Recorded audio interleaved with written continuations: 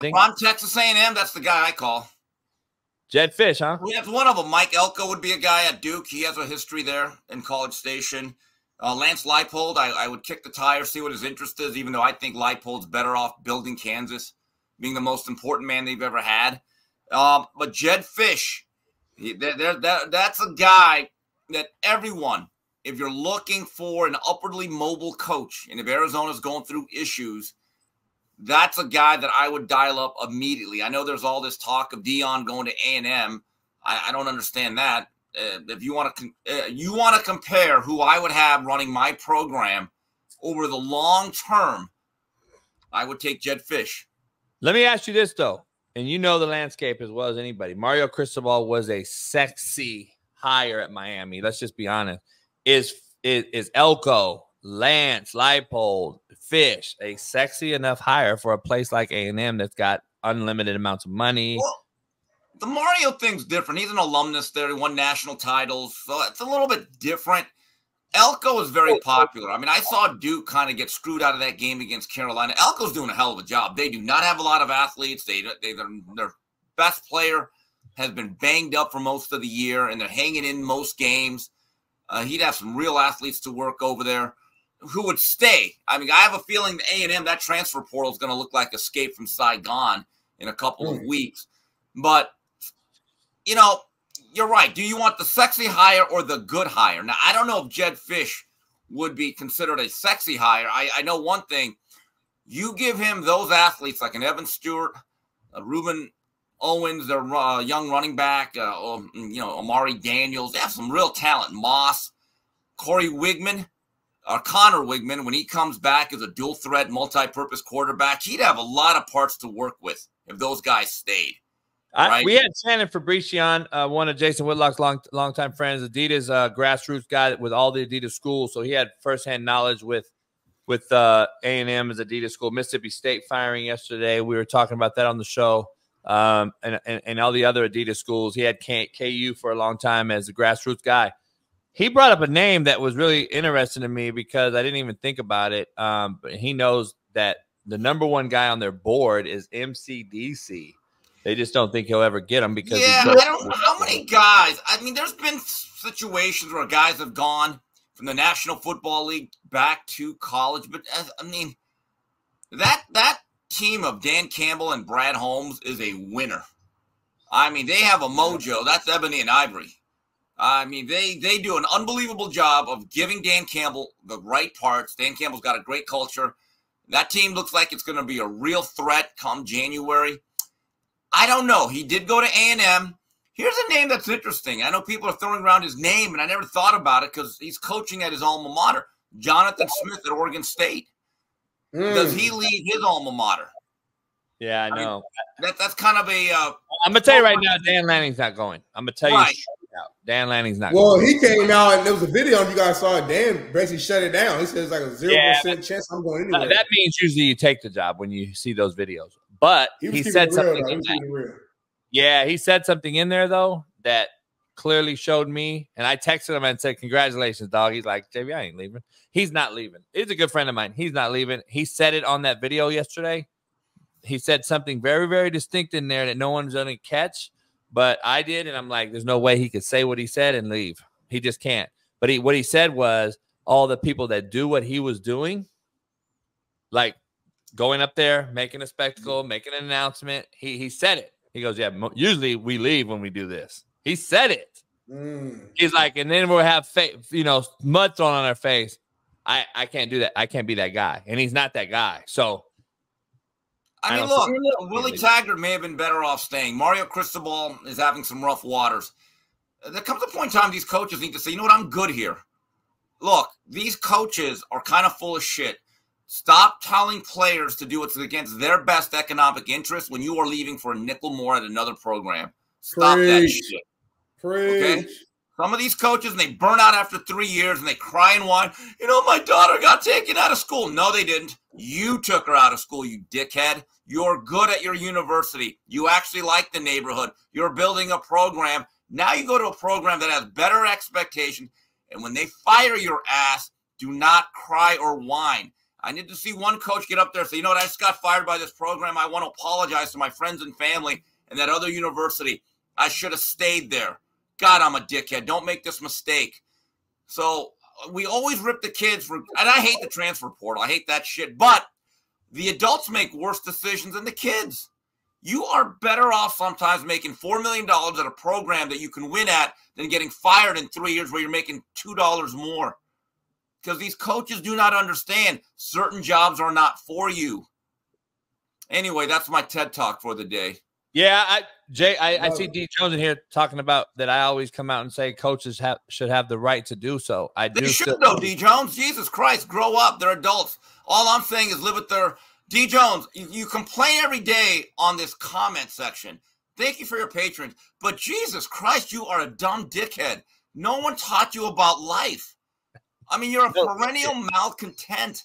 But thank you for listening. Please don't, cancel on my behalf. But Jesus, Steve Kidd woke up and chose violence today, JB. I like it. I'm just being honest. No, look, here's the thing. I am just being honest about these things. I turn down jobs that pay me more than I'd be like, nah, I'm good.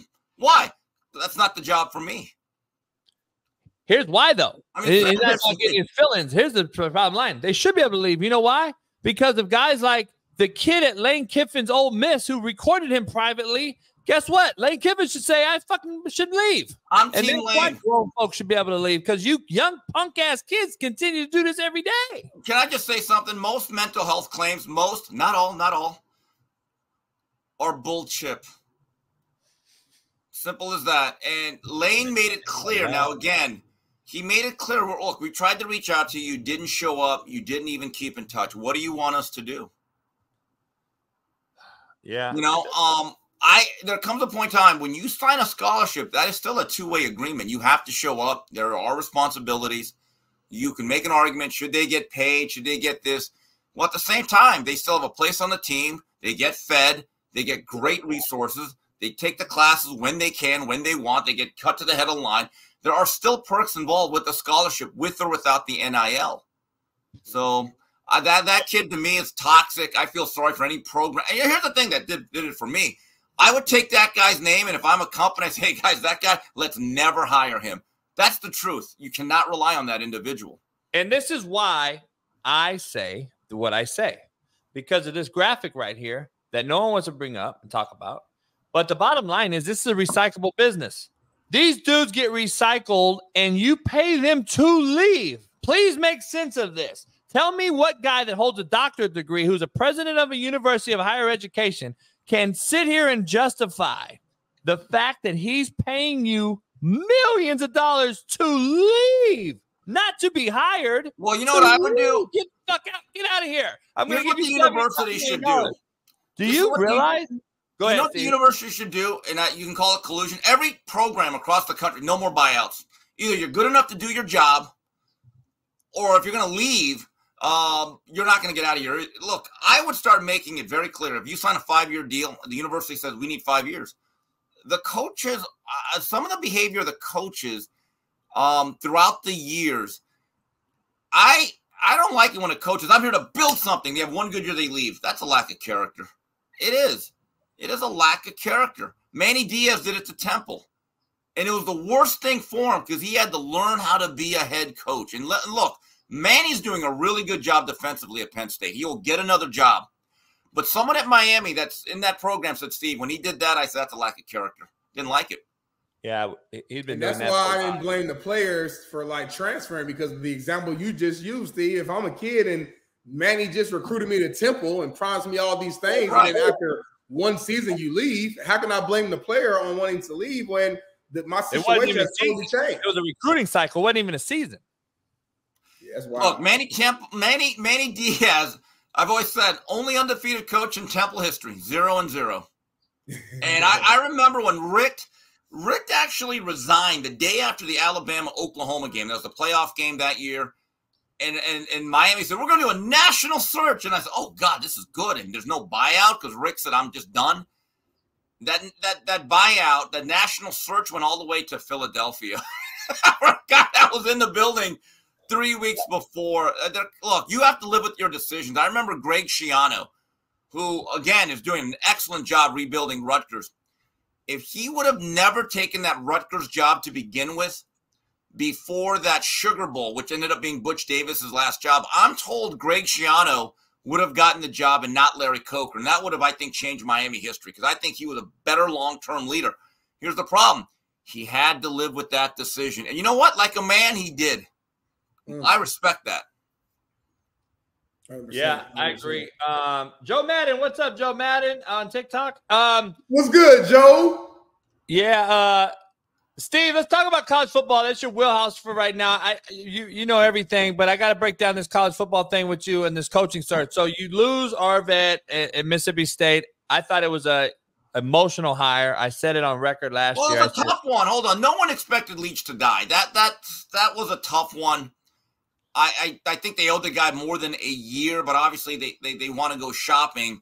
I don't know exactly what's going to happen in that situation. Mississippi State's a tough job because it's SEC, but you're fighting always to be the 7th best team in that conference. But here's the thing, Steve. I said it last year. The emotional hire of this kid is the reason that's going to cost this kid future coaching jobs. And I said, I don't know. I think most people would look at that with some nuance. But let's say how much did he get paid though? $3-4 million? I mean, I'm not saying turn it down. You can't turn the job down. That's pretty good money. That's a pretty good internship, isn't it? No, I'm not saying turn it down from his point. I'm saying from the hiring standpoint, you can't hire that kid because you are setting him up for failure. Well, I don't know. If you put $3-4 million in my bank account for 12 months, and I think most people have nuance that, you know what, that was a tough job. We're not going to count that. I'll take that. Like Luke Fickell, remember, he took over that 1 year at Ohio State, and I think they went they had 500 record. No one held that against them years later. Yeah, but he had to go mid-major. Well, see? Yeah, but again, for his first full-time job, you should go mid-major. And that's my point. I wish this kid wouldn't have been hired as an emotional hire. I love that. But if you give me a job, they say, Steve, in 11 months, you're not going to be retained for $3 to $4 million. I'd be like, yeah, where? Oh, no doubt. And you get to leave Starkville? No offense. Yeah. No, I didn't say don't take it. I'm just saying I think we make emotional hires in this business that cost kids future jobs. Like what's happening with Deion right now and Sean Lewis. I think Sean Lewis could possibly be in the same boat. He could actually get hurt by leaving a head coaching job at a mid-major, coming back here, getting demoted, and now looking at him like, oh, he accepted the demotion because again, adult decisions have adult accountability. I like Sean Lewis, but Sean, you decided to make that move. Yeah, I agree.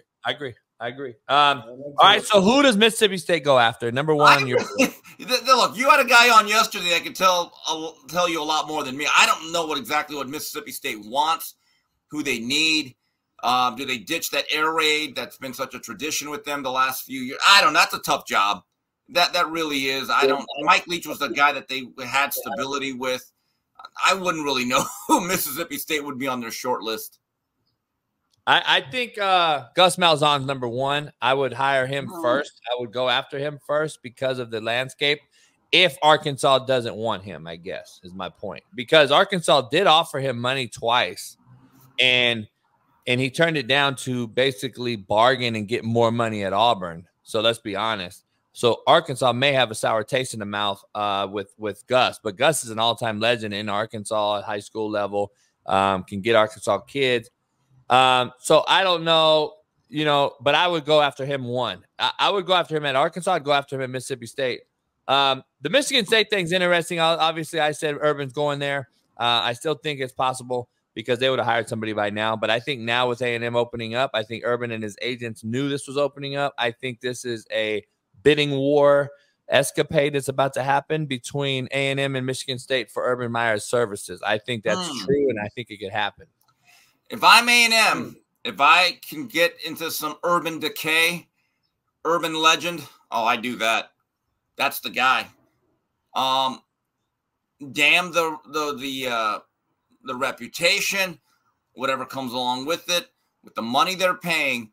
In the immortal words of one Herman Edwards, you play to win the game. Yes, hello? You play to win the game. That's why you keep score. Urban would do very well with those resources. Let's just put it that way.